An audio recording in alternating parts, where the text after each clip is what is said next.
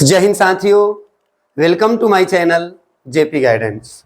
जी हाँ, JP guidance. तो प्यारे विद्यार्थियों, हम लोग पिछला वीडियो में क्लास 10 का प्रायिकता के टॉपिक पर बात किए थे। अभी आज भी प्रायिकता का टॉपिक ही चलेगा आप लोगों के लिए। मैंने पिछला वीडियो में बताया था कि मिलते हैं नेक्स्ट वीडियो के साथ। तो बाबू अभी प्रायिकता का बहुत सारा भाग आप लोगों को मिलेगा। तो पिछला वीडियो में मैं जो बताया हूं उसके बाद ही आप लोग अपना नोट्स में इसको लिखिएगा। पिछला वीडियो में हम लोग प्रायिकता के बारे में जाने थे कि प्रायिकता है क्या, किसे कहते हैं प्रायिकता। तो उसमें मैंने बताया था कि that branch of mathematics in which we study about possibility event, that branch of mathematics in which we study about possibility event is called probability. प्रायिकता गणित की वह शाखा है जिसके अंतर्गत हम लोग संभावित घटनाओं से संबंधित प्रश्नों के बारे में अध्ययन करते हैं। इसके बाद हम लोग पढ़े थे प्रतिदर्श समष्टि के बारे में। उसमें मैंने बताया था कि जब किसी वस्तु या अंक को कॉमा देकर के मझला कोष्ठक में लिखा जाए उसे प्रतिदर्श समष्टि कहते हैं। इसके बाद हम लोग प्रतिदर्श समष्टि के प्रकार के बारे में जाने थे, जिसमें मैंने सिक्का के बारे में बताया था। सिक्का में टोटल घटनाएं दो होता है, चित और पट, हेड और टेल। इसमें मैंने बताया था कि सिक्का में यदि कुल घटना निकालना रहेगा तो 2 के पावर n लेंगे। क्या लेंगे? 2 के पावर n। जैसे कि किसी सिक्का को अगर हम 2 बार फेंकेंगे तो 2 के पावर 2 लेंगे, किसी सिक्का को 3 बार फेंकेंगे तो 2 के पावर 3 रखेंगे, 4 बार फेंकेंगे तो 2 के पावर 4 रखेंगे, 5 बार फेंकेंगे तो 2 के पावर 5 रखेंगे, फलाना बार फेंकेंगे तो 2 के पावर फलाना रखेंगे। मतलब कि जितना बार फेंकेंगे बाबू 2 के पावर में रख देना है।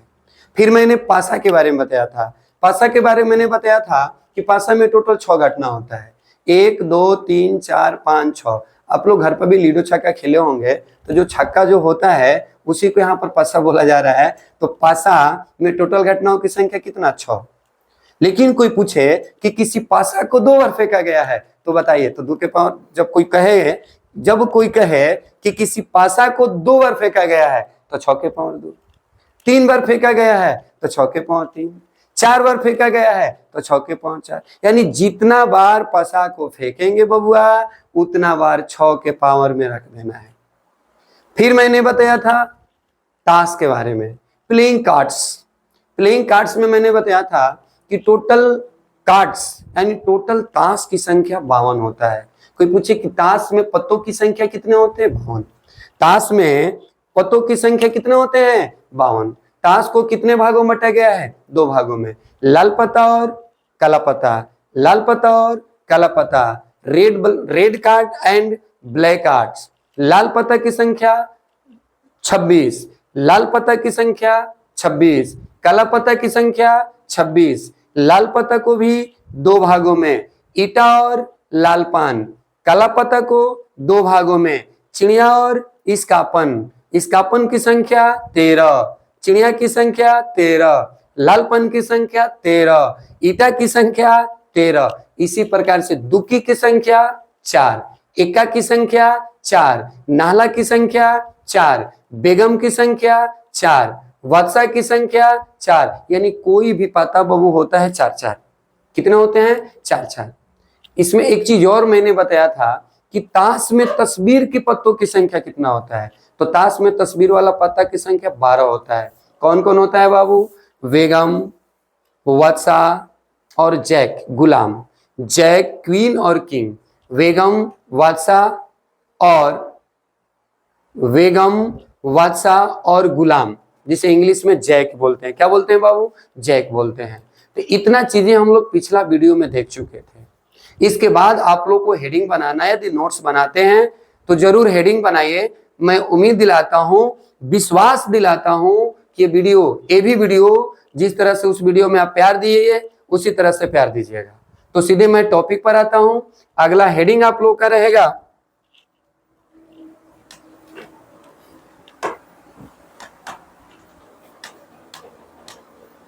some important facts, जिसको हिंदी में कहेंगे बबुआ कुछ महत्वपूर्ण तथ्य केकरा से संबंधित, प्रायिकता से संबंधित, यानी some important facts related to probability. ध्यान देना, यहां से ऑब्जेक्टिव आएगा बाबू, ये ऑब्जेक्टिव के लिए मस्ट इंपॉर्टेंट क्वेश्चन है, मस्ट इंपॉर्टेंट क्वेश्चन है बाबू, समझ लीजिए। वीवीआई कर सकते हैं। यदि आपसे कोई पूछे कि प्रायिकता में, पूछे क्या, क्वेश्चन बैंक में दिया है, देख सकते हैं, प्रायिकता में निश्चित घटना का मान क्या होता है। प्रायिकता में निश्चित घटना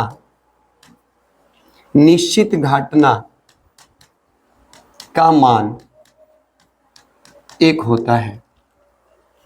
इसी प्रकार से अनिश्चित घटना का मान, या कह सकते हैं अनिश्चित घटना का प्रायिकता, बहुत इंपॉर्टेंट है,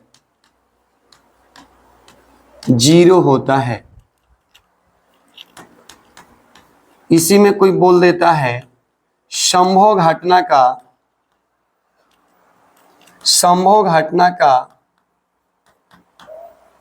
प्रायिकता 1 होता है। कोई कह दे असंभव घटना का प्रायिकता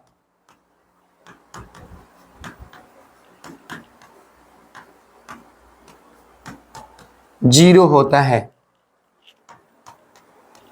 अगला, प्रायिकता का मान 0 से 1 के बीच होता है। ये ध्यान देना बाबू, यदि आपसे कोई पूछे कि प्रायिकता का मान बताओ, तो 0 से 1 के बीच में होता है। प्रायिकता का मान कहाँ से होगा, 0। कोई भी प्रायिकता का क्वेश्चन करिएगा, 0 आ सकता है, 1 आ सकता है, या दोनों के बीच आ सकता है। 1 से बड़ा नहीं आ सकता है, 0 से छोटा नहीं आ सकता है। लिख लीजिए, प्रायिकता का मान 1 से बड़ा नहीं होता है। याद रखिएगा, यही बता देगा कि गलत बनाए कि सही। प्रायिकता का मान 0 से छोटा, यानी ऋणात्मक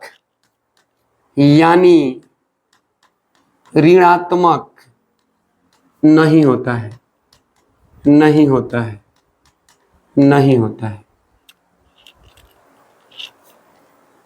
याद रखिएगा, अर्थात आप कह सकते हैं, ध्यान देना बाबू, होता क्या है, 0 से बड़ा या बराबर और 1 से छोटा या बराबर। प्रायिकता का मान 0 आ सकता है, 1 आ सकता है, 1 से बड़ा आ सकता है, 1 से छोटा आ सकता है, 0 से बड़ा आ सकता है, लेकिन 1 से बड़ा और 0 से छोटा नहीं आ सकता है। ये बहुत इंपॉर्टेंट है आपके लिए बाबू, इसको याद कर लीजिएगा। इधर पीछे बताएं, कोई पूछे प्रायिकता में निश्चित घटना का मान 1, अनिश्चित घटना का मान 0, संभव घटना का मान 1, असंभव घटना का मान 0। प्रायिकता का मान 0 से 1 के बीच होता है। प्रायिकता का मान 1 से बड़ा नहीं होता है। प्रायिकता का मान 0 से छोटा, यानी ऋणात्मक नहीं होता है। याद रखिएगा। चलिए, इसके बाद ध्यान दीजिएगा, हेडिंग बना दीजिएगा, प्रायिकता का, यानी प्रायिकता का मान ज्ञात करना, प्रायिकता का मान ज्ञात करना। Find the value of probability, find the value of probability. तो याद रखिएगा बाबू, देखिए हम लोग जानेंगे कि प्रायिकता का मान कैसे निकालना है। तो ध्यान दीजिएगा बाबू, प्रायिकता का मान ज्ञात करने के लिए प्रायिकता का मान ज्ञात करने के लिए संभावित घटना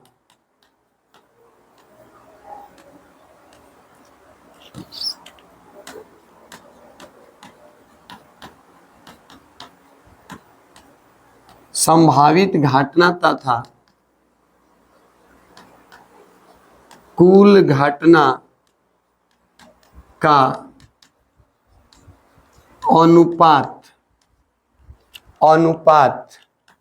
लिया जाता है। यानी प्रायिकता का मान निकालने के लिए कुल घटना यानी संभावित घटना तथा कुल घटना का अनुपात लिया जाता है। प्रायिकता का मान ज्ञात करने के लिए संभावित घटना यानी संभावित घटना तथा कुल घटना का अनुपात लिया जाता है। अर्थात कह सकते हैं, ध्यान दीजिएगा बाबू, अर्थात कह सकते हैं प्रायिकता बराबर संभावित घटना अनुपात कुल घटना। संभावित घटना अनुपात कुल घटना। या आप लोग जानते हैं कि अनुपात का मतलब बटा होता है, तो आप कह सकते हैं कि प्रायिकता बराबर संभावित घटना बटा में कुल घटना। ठीक है, अनुपात मतलब क्या होता है? बटा। या फिर बोल सकते हैं कि प्रायिकता को पी से भी सूचित किया जाता है। प्रायिकता को कहीं कहीं पीई द्वारा भी देखने को मिलेगा, कहीं कहीं पीए भी मिलेगा। तो याद रखिएगा, पीए कहिए चाहे पीई कहिए चाहे पी कहिए, एन बाई एन एस। तो ये फॉर्मूला ध्यान दीजिएगा, इसी फॉर्मूला पर लगभग क्वेश्चन बनेगा। ये भी वीआई फॉर्मूला है बाबू, बिहार बोर्डिंग में लगभग समझ लीजिए कि जो 2 नंबर का क्वेश्चन आएगा इसी पर आधारित आएगा। यदि आपसे कोई पूछे प्रायिकता का फॉर्मूला तो बता देना है पी बराबर या पीई बराबर या पीए बराबर एन बाई एन एस।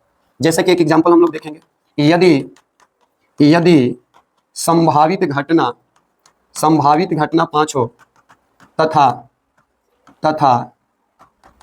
कुल घटना